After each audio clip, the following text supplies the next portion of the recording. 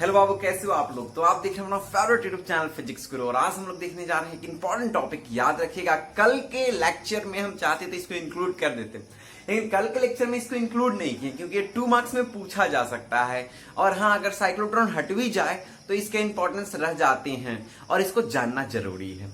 तो क्या है ये? तो साइक्लोट्रॉन की सीमाएं, लिमिटेशंस ऑफ साइक्लोट्रॉन। तो अब लिख सकते हैं आप लोग लिमिटेशन ऑफ साइक्लोट्रॉन, और इसको समझना है, बड़ा इंपॉर्टेंट चीज है। ठीक है, तो समझते हैं कि लिमिटेशन क्या होते हैं साइक्लोट्रॉन का, और बिल्कुल आपको समझ में भी आ जाएगा। तो लिमिटेशंस क्या होते हैं साइक्लोट्रॉन में, तो हम आपको एक एग्जांपल देते हैं। जो एग्जांपल आप याद रखिएगा तो बिल्कुल जिंदगी में कभी नहीं भूलिएगा कि लिमिटेशन साइक्लोट्रॉन के क्या होते हैं।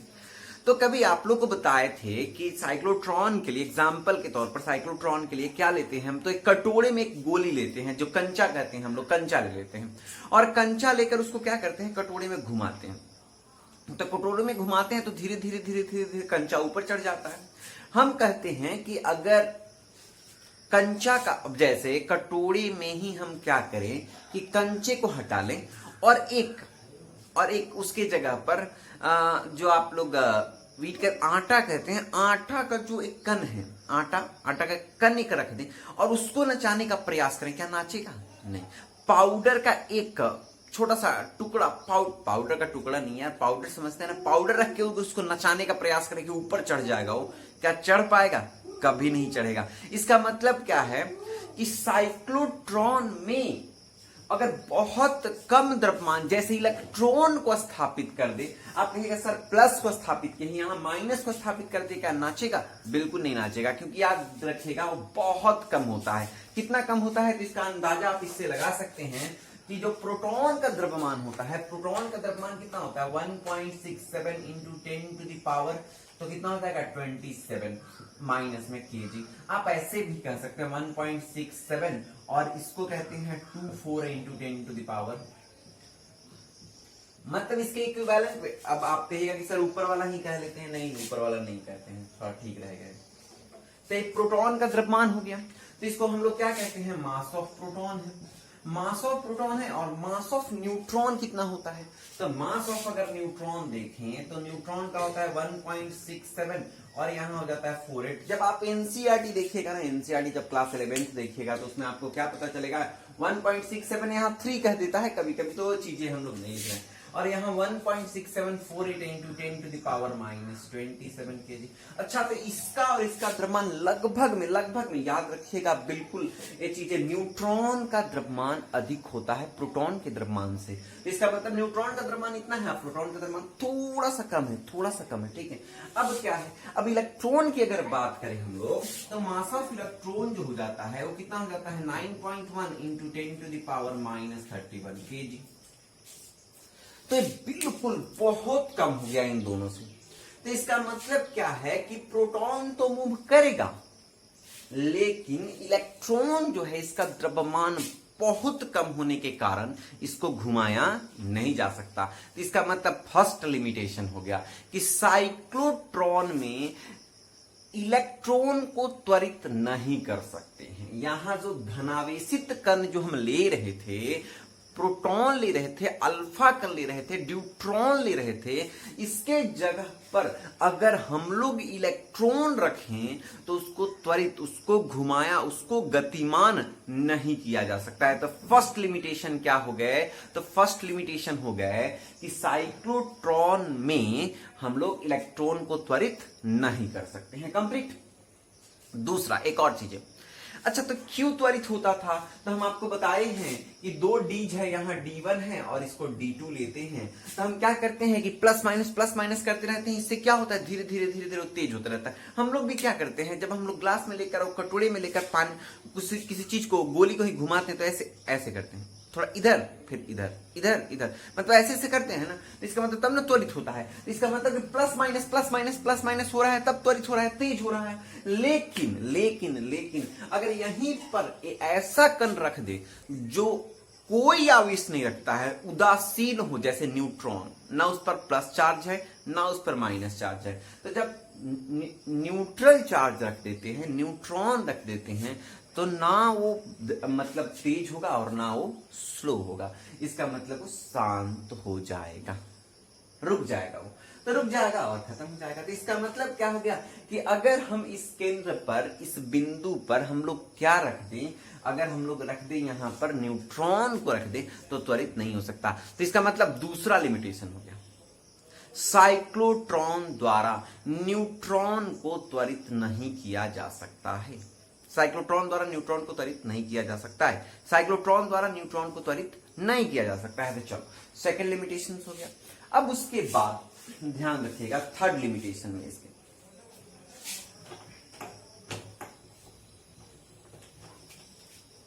अब देखिए तो जो अधिक द्रव्यमान वाले धनावेशित कण भी हैं, अगर जिनका द्रव्यमान ज्यादा हो, धनावेशित कण ही हो, तो उनको बहुत अधिक गति नहीं दिया जा सकता। अरे गति का लिमिट होगा। अब लेट्स टेक, अब आपको हम एग्जांपल एक बताते हैं। जैसे मौत के कुएं का एग्जांपल दे रहे थे, तो वहां पर आप जो बाइक हल्का होता है वो चलाया जाता है। आप रॉयल इनफील्ड मतलब बुलेट उसमें ले जाकर थोड़े चलाने लगेगा आप बहुत तेज में, तो इसका मतलब क्या होगा, ज्यादा द्रव्यमान वाले चीजों को चलाने में वहां परेशानी होगा। तो यही बातें हैं, ज्यादा चलने के लिए तो चलेगा लेकिन उसको बहुत अधिक गति नहीं देते हैं, नहीं दे सकते हैं। और जब आयंस की गति बहुत अधिक हो जाए, प्रकाश के वेग से हो जाए, तो उसके द्रव्यमान में परिवर्तन हो जाता है। और याद रखिएगा वो बहुत मशहूर एक आइंस्टाइन का इक्वेशन है, उसके अनुसार परिवर्तन होता है। तो आइंस्टाइन का इक्वेशन क्या है, तो आइंस्टाइन का इक्वेशन है m equal to m not root under 1 minus v square c square. अगर किसी अधिक द्रव्यमान वाले धनावेशित कण को, लिखने का चीज है यही लिख सकते हैं आप, यदि किसी अधिक, मतलब यहां तो ये कह सकते हैं डायरेक्ट लिखेंगे कि अधिक द्रव्यमान वाले धनावेशित कण को त्वरित नहीं किया जा सकता है। और यदि किसी आयंस का गति बहुत अधिक हो जाए, मतलब प्रकाश के वेग की तुलना में हो जाए, प्रकाश के वेग की तरह हो जाए, तो उसके द्रव्यमान में परिवर्तन आइंस्टाइन समीकरण अनुसार हो जाता है। और ये समीकरण हम लिख लेंगे m बराबर m नॉट, और यहाँ c जो है ना स्पीड ऑफ लाइट है। तो बिल्कुल आप लोगों को समझ में आ गया होगा और कोई डाउट नहीं होगा। तो ये रहा आपका 3 लिमिटेशन किसका, साइक्लोट्रॉन का। साइक्लोट्रॉन का तीनों लिमिटेशन आपका कंप्लीट हो गया होगा। तो चलो साइक्लोट्रॉन का जब लिमिटेशन कंप्लीट हो गए, तो हम अगला टॉपिक देखते हैं सोलेनॉइड। तो सोलेनॉइड क्या है इसको समझने का प्रयास करते हैं। और सोलेनॉइड आप लोग देख चुके हैं पहले भी, इसको हटा देते हैं, बिल्कुल समझ में भी आ गया होगा।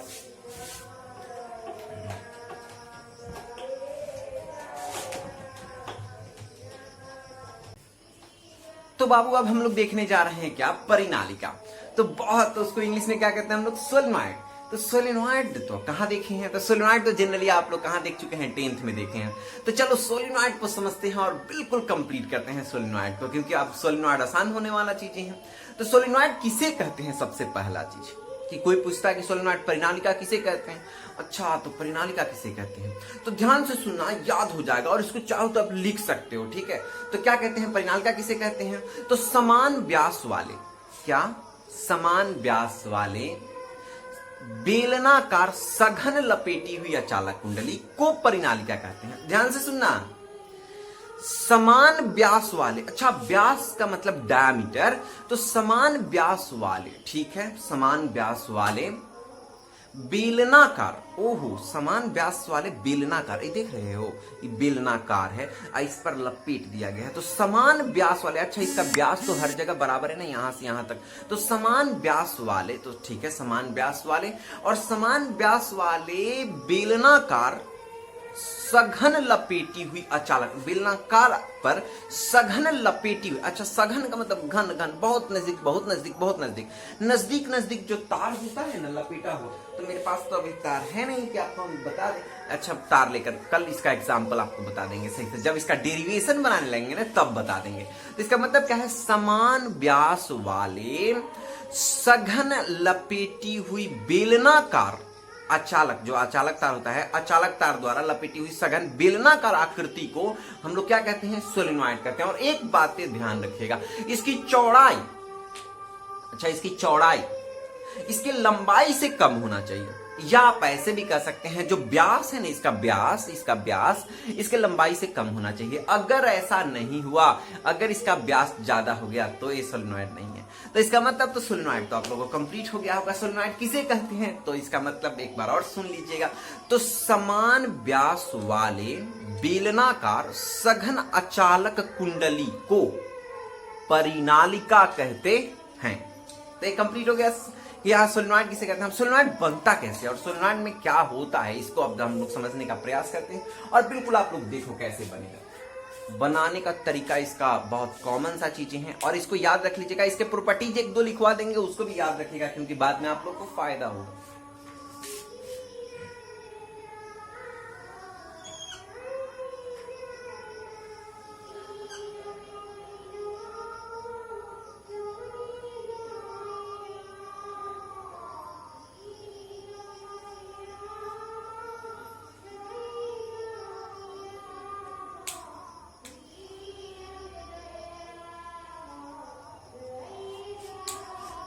इसको कोर कहते हैं, ध्यान से सुनिएगा। इसको कोर कहते हैं, अंदर वाले को कोर ही कहते हैं। तो ये कोर हो गया।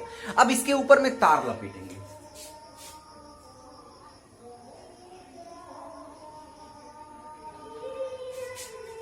धारा जा रहा है,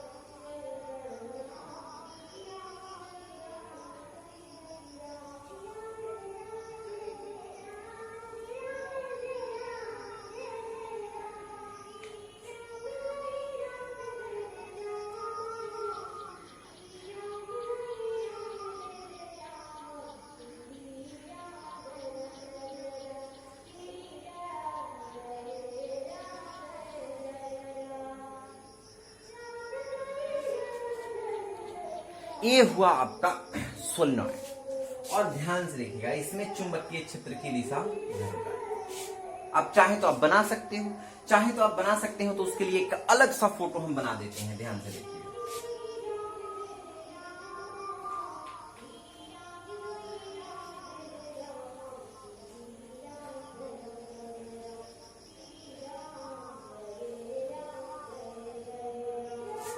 ऐसा करते हैं। और इसमें ध्यान से अगर देखिएगा तो जैसे ही आप देखने लगेगा ना बाबू, तो एक बात ही ध्यान रखना है। कैसे होगा,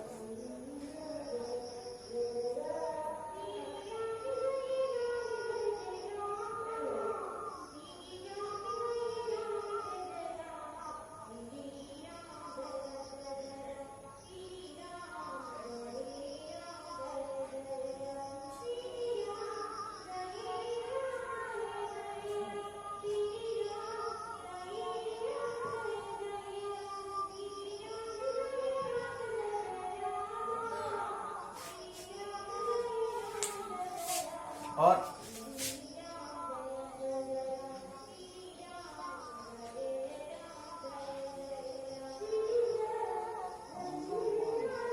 ये हो गया आपका चुंबकीय क्षेत्र की दिशा। बहुत इंपॉर्टेंट चीज है, ध्यान से देख लीजिएगा और कंप्लीट हो जाएगा। ये ऐसा भी है, मतलब इधर से निकल रहा है।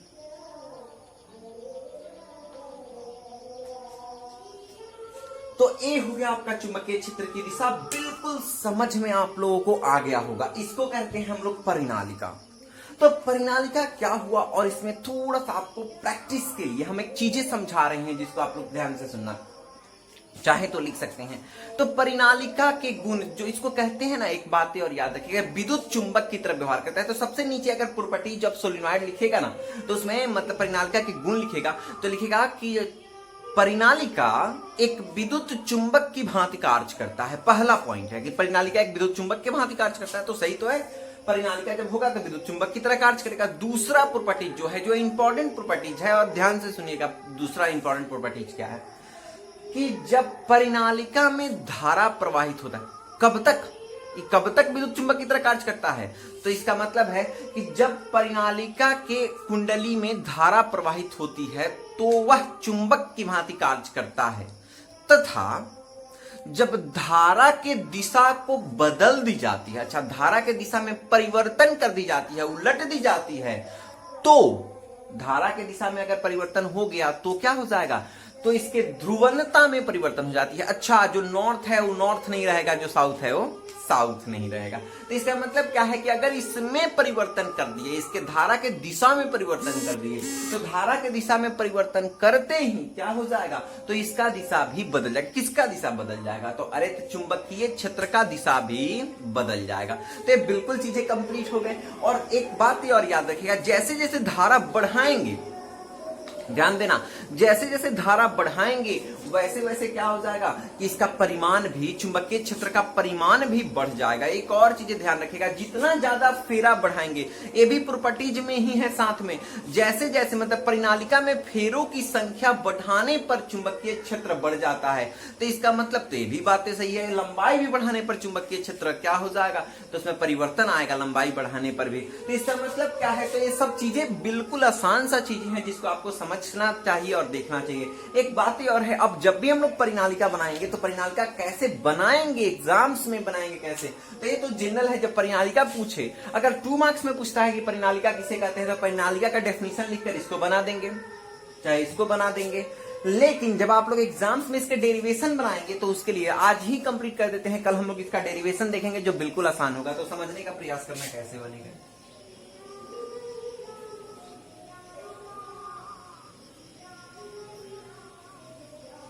अब देखो परिनालिका कैसे बनता है।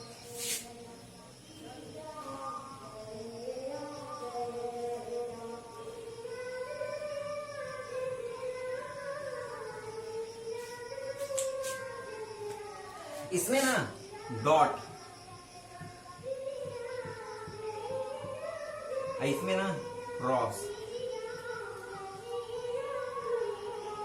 इसका मतलब क्या होता है बाबू, तो आप लोग को पहले ही बताया है, ई अंदर की ओर, आई बाहर की ओर।